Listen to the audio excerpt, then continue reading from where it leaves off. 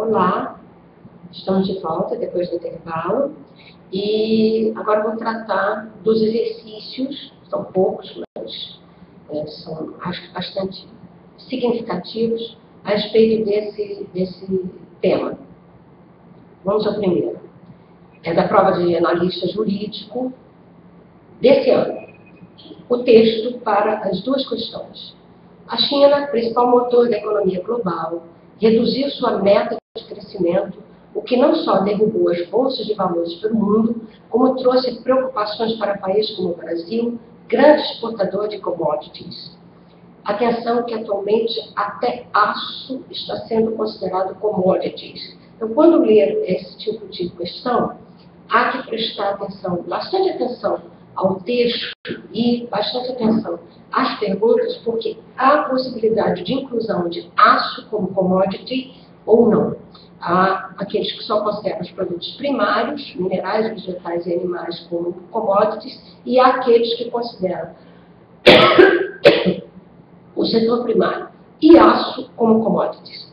Com os Estados Unidos da América, Europa e Japão em recessão ou com crescimento fraco, a China não pode depender das exportações, devendo priorizar o mercado consumidor interno, segundo o primeiro-ministro Wen Jiabao, tendo o texto assim como referência inicial. Atenção, como referência inicial. E considerando os múltiplos aspectos que ele suscita, bem como o cenário econômico mundial contemporâneo, julgue os seguintes itens. Em 2011, a China foi o principal destino das commodities exportadas pelo Brasil, que vendeu ao país asiático essencialmente minério de ferro, soja e petróleo. Então, aqui tem alguma coisa que se refere ao texto. Vamos lá. Trouxe preocupações para países como o Brasil, grande exportador de commodities. Então, isso já não dá uma pista a respeito dessa questão. Então, aqui, a China foi o principal destino das commodities exportadas no Brasil. Até aí, até o presente momento, a afirmativa está correta. Há um crescimento constante do comércio, das relações comerciais entre Brasil e China. E o que o Brasil vende para a China? Essencialmente o que a China precisa, o que a China tem menos do que o Brasil. Nós sempre fomos grandes exportadores de minério de ferro, sempre fomos grandes exportadores de soja da região sul do país. O minério de ferro vem essencialmente da parte de Minas Gerais, e estamos nos tornando exportadores de petróleo. E nós não exportamos petróleo, nossos grandes compradores de petróleo são outros países emergentes. Nós não exportamos petróleo para os Estados Unidos, para o Reino Unido, para a França, então, nem muito para o Japão. Os nossos parceiros compradores de petróleo são países emergentes, assim como nós. Portanto, essa afirmativa está correta. Okay? Ainda nos referindo ao texto, vamos ver que a primeira questão, ela não está stricto sensu vinculada ao texto. O texto ele tem a função aí, não de amarrar a resposta, ele tem a função de nos levar a pensar. Tá? É preciso não ficar amarrado ao texto, é partir do texto para alguma coisa adiante. Devido à participação da China na economia mundial, o fato desse país ser o principal parceiro comercial do Brasil na atualidade, uma redução do comércio, do crescimento chinês, tende a significar menor potencial de expansão na economia brasileira. Essa questão ela tem tudo a ver com o texto. Vamos ver. A China, principal motor da economia global, reduziu sua meta de crescimento, o que não só derrubou as bolsas de valores pelo mundo, como trouxe preocupações para países como Brasil, grande exportador de commodities. Vamos voltar à afirmativa. Devido à participação da China no comércio mundial, tá? Voltamos. A China, principal motor da economia global, e ao fato desse país ser o principal parceiro comercial do Brasil na atualidade, uma redução do crescimento chinês tende a significar menor potencial de expansão da economia brasileira. Voltemos ao texto. Não só derrubou as bolsas de valores pelo mundo, como trouxe preocupações para países como o Brasil, grande exportador de commodities. Portanto, voltando a questão em pauta, a afirmativa está igualmente correta. Então, essas duas afirmativas referentes ao texto, elas estão corretas. A próxima questão. Durante um encontro realizado em abril desse ano, é a quarta cúpula que aconteceu em Nova Delhi, os representantes dos países membros do BRIC, notem que aqui não tem África do Sul, né? Tem só BRIC. Essa questão, ela está expressando aquela dualidade da África do Sul. Anunciaram a intenção de implementar transações comerciais em moeda local. Isso significa que, olha, implantar transações comerciais em moeda local. Isso significa que os países membros pretendem criar uma moeda própria única para realizar as suas transações comerciais. Não. Essa afirmativa está incorreta. Não há essa proposta nem a curto, nem a médio prazo. Até mesmo porque os BRICS são um grupo informal. Repetindo o que foi falado na aula de teoria, o que foi falado na aula, não há nenhum tratado que estabeleça a formação dos BRICS. Então, não sendo um grupo formalmente estabelecido, não há a médio nem a curto prazo, a curto nem a médio, talvez nem a longo prazo, a proposta de formar uma moeda comum. Para que haja essa formação, é preciso primeiro institucionalizar os BRICS. Tá? Da mesma forma, quer dizer, se a afirmativa A está incorreta, aqui também a afirmativa B. Tá? Assim como foi criado o euro na Europa, os países integrantes do BRIC pretendem criar uma moeda própria para todos os emergentes. Uma questão para vincular a outra. Se a primeira afirmativa está errada, a segunda também. Tá? Porque se não há proposta de criar uma moeda própria, nem mesmo para o BRIC, tampouco para todos os emergentes, e vamos relembrar que o conjunto de países emergentes enquanto tal não tem uma clareza em relação aos BRICS como liderança. Então não há essa proposta. Brasil, Rússia, Índia e China querem efetuar suas transações comerciais sem a intermediação do dólar ou do euro. Perfeito, é essa a questão certa. Olhem lá, anunciaram a intenção de implementar transações comerciais em moeda local. Em moeda local, isso significa nas próprias moedas nacionais, sem que haja uma intermediação ou do euro ou do dólar. Essa questão, até o presente momento, é que está correta. Vamos ver as outras. Um novo mercado comum se inicia com a criação de uma organização formada pelas maiores economias do mundo. Ora, maiores economias do mundo, teria que haver a inclusão dos defeitos. Tá? Teria que haver a inclusão dos Estados Unidos, a inclusão do Canadá, tá? A inclusão da União Europeia. Tá? E a proposta não é essa. A proposta é de uma transação comercial mais efetiva entre os países do BRIC, tá? Ou do BRICS, como vocês prefiram. Então, essa alternativa, ela não se apresenta correta. Os integrantes do grupo, Brasil, Rússia, Índia e China, vão negociar internacionalmente, tomando como base apenas as próprias moedas. Essa alternativa ela pode gerar dúvidas com relação a C. Qual estaria mais correta? A C ou a E? Vamos reler. Brasil, Rússia, Índia e China querem efetuar suas transações comerciais sem a intermediação do dólar ou do euro. Tá?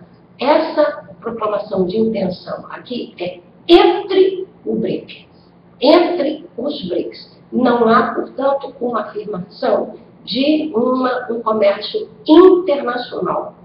É de comércio entre eles. É um comércio entre Brasil, China, Índia, tá? E Rússia em moeda local. Não é ainda um comércio internacional e nem sei se será essa possibilidade. Então, essa alternativa ela se apresenta incorreta por conta dessa palavra, internacionalmente. A C, ela é mais correta porque são suas transações comerciais e não as transações comerciais no mercado internacional de uma maneira geral. A próxima questão. Economistas e analistas de mercado criaram o termo BRICS para referir a alguns países que se destacaram no cenário mundial pelo rápido crescimento das suas economias e desenvolvimento. Os países que compõem, ali está construindo, esta expressão são, atenção que aqui tem o S, tá? Em algumas questões não é colocado o S, referente a South Africa, né, em inglês, e em outros é colocado. Então, alguma hora é BRIC, em outra hora é BRICS. Aqui está BRICS. Portanto, é Brasil, Rússia, Índia, China e África do Sul. Atenção que é South Africa. O S aí é por conta de África do Sul em inglês. O nome foi criado por um economista inglês. Portanto, é Brasil, Rússia, Índia, China e África do Sul para nós. E Brasil, Rússia, Índia, China e South Africa. Daí ser o S e não o A. Essa questão é muito fácil. Ela só pode pegar um pouquinho por conta de ter o S ou não ter o S aqui, indicativo de África do Sul, e é para chamar atenção a esse respeito.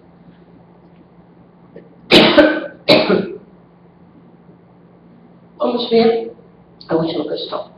As 4 grandes economias emergentes que integram o BRIC, olhem lá, dessa vez não tem África do Sul, Brasil, Rússia, Índia e China, pediram nessa terça-feira um sistema de divisas mais diversificado, estável e previsível, mas não descartaram de vez o dólar. No comunicado final, após a primeira cúpula formal na cidade russa de Ekaterimburgo, nos Urais, o BRIC defendeu um mecanismo mais democrático e transparente de tomada de decisões nas organizações financeiras multilaterais. Participaram da cúpula o presidente Luiz Inácio Lula da Silva, os governantes da Rússia, Dmitry Medvedev, da China, Hu Jintao, e o primeiro-ministro da Índia, Manmohan Singh, cujos países concentram 40% da população mundial. Essa é uma declaração da agência F em 2009. Tomando o texto, de novo, como referência inicial, assinale a alternativa incorreta. Atenção, incorreta. A Índia é um país cuja economia tem como um dos destaques o setor de serviços de informática, valendo de sua alta capacidade de formar engenheiros e matemáticos. Esse é quase que sempre comum. Isso aparece até em filmes produzidos em Bollywood, como eles dizem. A Índia, ela se destaca já há algum tempo por conta de estatística e de informática. A Índia está fazendo um processo inverso do que fez em algum tempo atrás. A Índia, ela exportou mão de obra, tá? Essa mão de obra se qualificou lá fora e ela está voltando para a Índia, atraída por salários, atraída por uma volta à pátria, dentro de condições razoáveis de trabalho. Então, os mesmos motivos que levaram indianos a sair dela, está levando que eles voltem à Índia, e eles voltam extremamente qualificados. A Índia, ela tem uma qualificação no que se refere à matemática, à estatística, que é bastante antiga. Tá? É só lembrar que os algarismos que nós usamos são algarismos indo-arábicos. A origem deles é indiana. A Índia se destaca na matemática há muito tempo. Então, essa primeira afirmativa não está absolutamente correta. Tá? A Rússia, que possui gigantescas reservas de petróleo e gás, tá? É uma grande exportadora de petróleo e gás, até aí tudo bem, apresenta-se como parceira natural da China na questão energética. Aí nós temos que lembrar que a questão comercial é uma coisa, a questão política é outra, e a questão de fronteira está dentro da questão política e não dentro da questão comercial. Tá? Então, existem questões de fronteira complicadas entre a Índia e a China, mas a exportação de petróleo e gás da Rússia em direção à China ela segue normal. E por que é a Rússia o grande parceira da China e não outras regiões exportadoras? Por conta da proximidade do Ucrânia. É muito mais fácil o gasoduto e oleoduto da Rússia em direção à China do que, por exemplo, de outras regiões do Oriente Médio, que são exportadores também de petróleo e gás.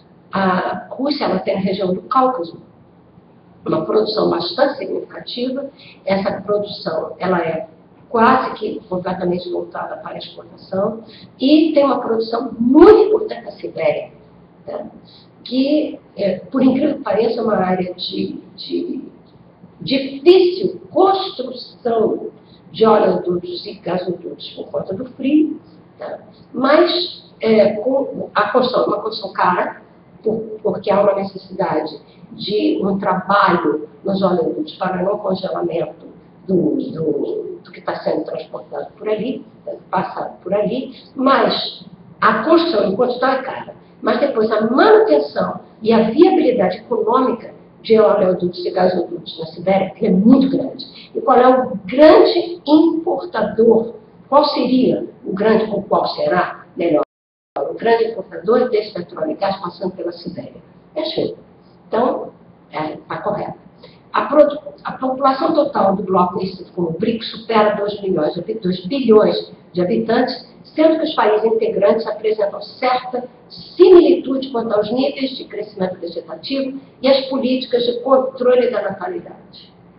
Eu vejo erros nessa questão. Vamos ver se vemos erros nas outras, mas essa, até o presente, ela apresenta erros. A população total do bloco conhecido como BRIC supera 2 bilhões de habitantes. É vago, mas está certo.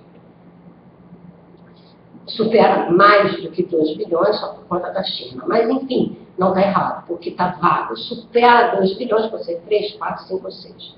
Sendo que os países integrantes apresentam certa similitude quanto aos níveis de crescimento vegetativo e as políticas de controle de natalidade. Níveis de crescimento vegetativo pode ser, mas política de controle da natalidade não. A China tem um programa rígido de controle de natalidade, por conta a um estímulo a um filho só,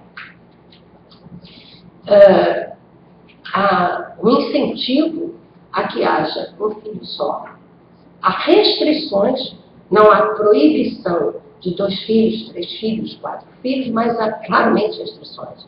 Aqueles que têm um filho só, eles têm vantagens dentro da sociedade chinesa.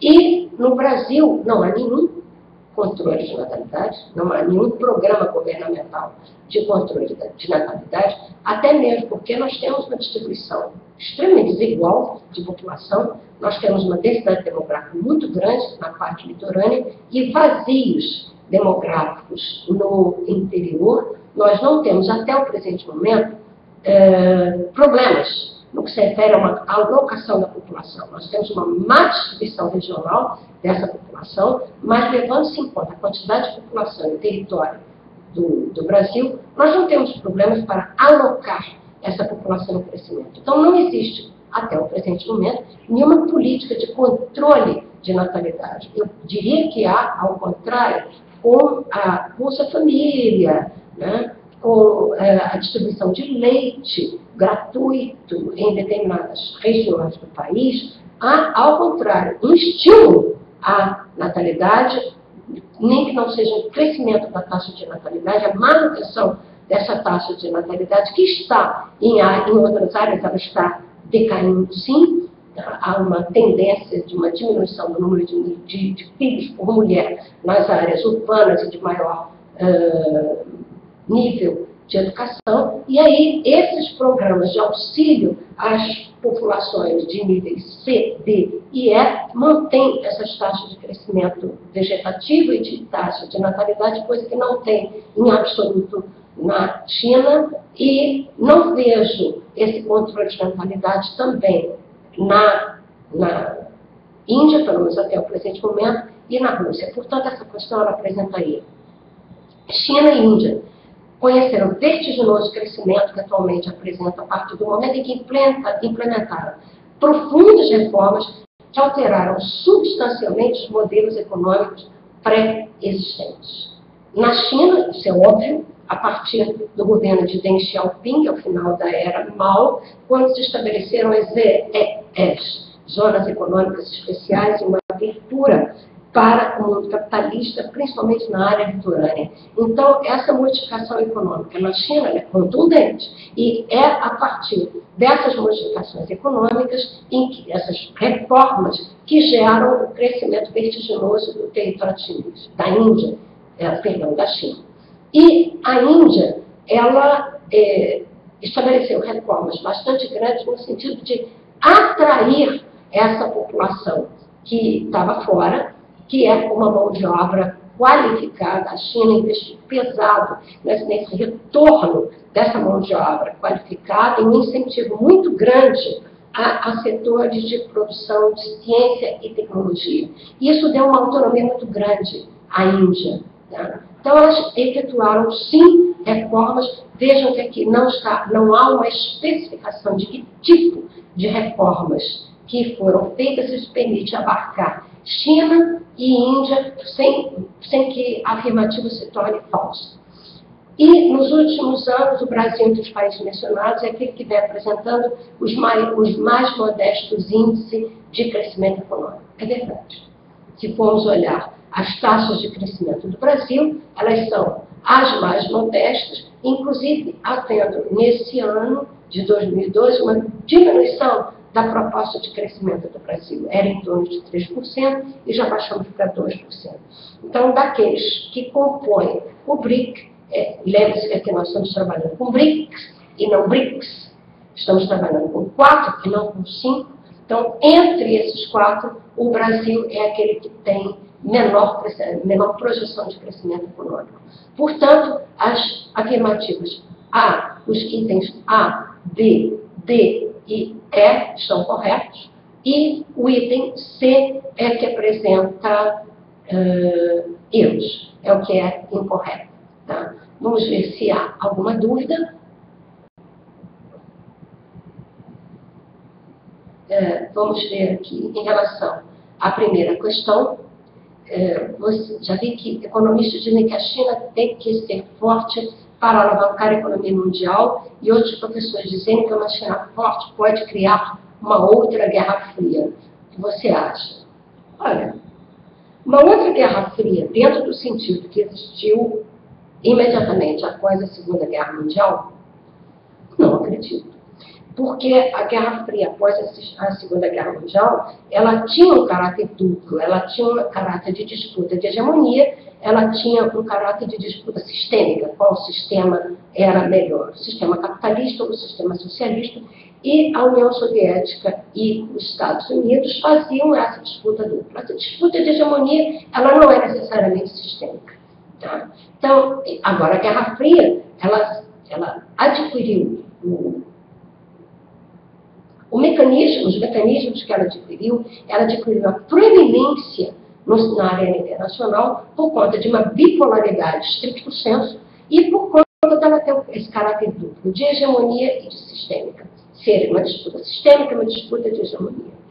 Hoje em dia, não se vê essa bipolaridade, por mais que os Estados Unidos pretendam se apresentar como uma potência hegemônica unipolar, isso não é verdade. Tá? Existe uma multipolaridade na arena internacional e a disputa de hegemonia política, ela se apresenta entre alguns, a disputa econômica, comercial entre outros. Portanto, eu não acredito numa Guerra Fria enquanto tal.